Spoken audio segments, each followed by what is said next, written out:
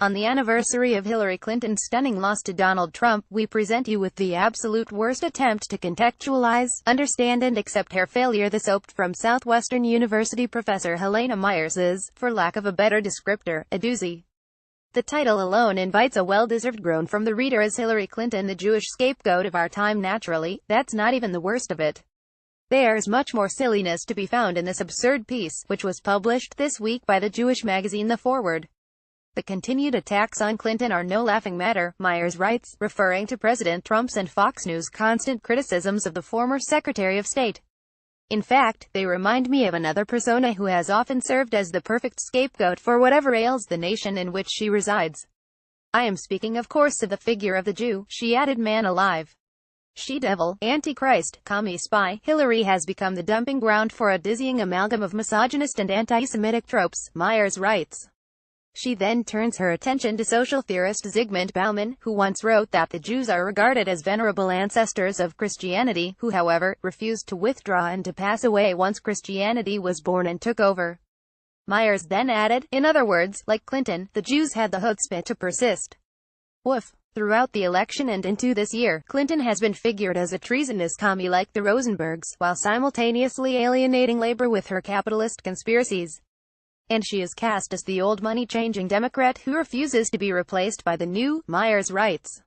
She concluded, sounds like an anti-Semitic rendering of the Jew to me, and a potent reminder that when anti-Semitic ideology pollutes the public square, the nation, non-Jews, and real Jews are all imperiled. Well, before we start panicking over a potential anti-Clinton pogrom, maybe let's think this one through for a minute. Through a series of severe miscalculations, the former Secretary of State lost a very winnable election. It isn't a sign of rising anti-Semitism that people are upset about that.